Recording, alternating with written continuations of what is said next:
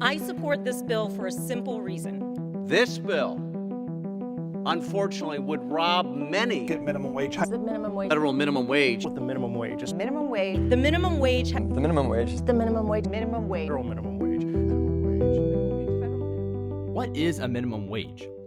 To help answer this question, we talked to Michael Horrigan, the president of the W.E. Upjohn Institute, which is a nonprofit think tank that researches employment issues.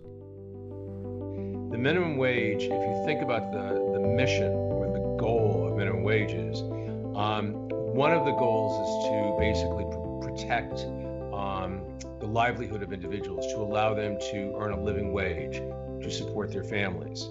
Basically, it is the pay grade that almost 500,000 people in the United States earn an hour. That number doesn't seem like a lot, but per an Economic Policy Institute report, if the minimum wage was raised to $15 an hour, over 40 million people would be getting a raise. Why $15 an hour? I think that's the number that back in 2012 really resonated with workers as a number that would help them be self-sufficient and really get enough from working to support themselves and their families. So $15 an hour is about $30,000 a year. And that's what we're seeing now will be about enough for a single worker in most parts of the country to make ends meet. Before we talk about the minimum wage's future, we need to take a blast to the past, back to 1938, when the Fair Labor Standards Act was established. This said act from our 34th president, Franklin Delano Roosevelt, did just that. It would help ensure that all work would be fairly rewarded and that regular employment would provide decent quality of life in theory.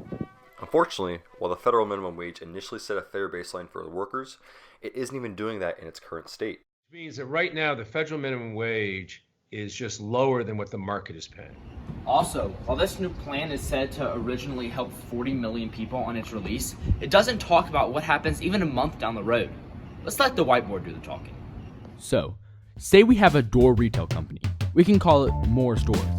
The owner, Mr. Moore, has been open for 20 years. He has paid his employees the same amount every year and is very consistent in the amount of money he makes. Each floor worker employee makes $8.50, so they can bring in about $15 of revenue per hour if they have one of the superb workers. One of their subpar workers can bring in about $9 of revenue. So, in theory, Mr. Moore is making about $7 an hour per every floor worker he has on duty. With a new $15 minimum wage, Mr. Moore would have to up all the salaries to $15 instead, granting a $6 raise for all of his workers. Now, those superb floor workers cost Mr. Moore $15 an hour to be there, but still can bring in about $15 an hour, so he can break even on prices. Got it? Got it. But whenever any of the subpar workers are there, they can only bring in about $9 an hour, but still cost Mr. Moore $15 an hour to be there.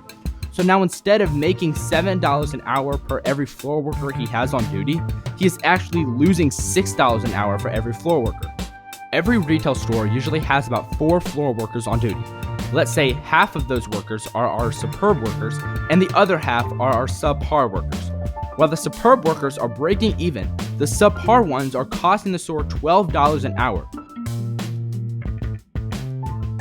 The average workday is about 8 hours, so we can calculate that Mr. Moore is actually losing $96 every day he is open.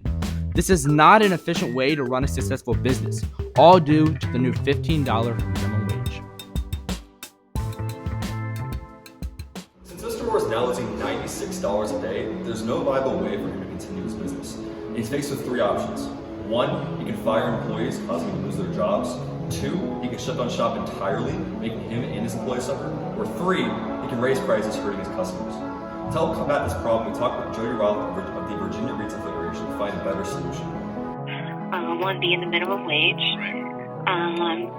Most of our members do pay above minimum wage, but we feel it should be left up to the business owner as to what they can afford to pay their employees in order to keep their doors open and provide jobs. So, given that, what is the answer? Well, I think Mike has it. He wants to help people on a person-to-person level and incentivize businesses to do good. I think looking at the training that people need, but then also working with firms in individual locations, in individual cities, to say, who are the workers that you need, and what kind of training can we provide? Apprenticeship training, things like that. And I think targeted business incentives to basically encourage firms to locate in an area and to increase the amount of employment could also be very, very important. So, in conclusion, the United States should not raise their federal minimum wage. It will only serve to hurt the people that we need to be protecting the most. By hurting our businesses and making them shut down, or by making us raise prices for the consumer, there will be no winners in this legislation. It will only hurt the people at the bottom of the food chain.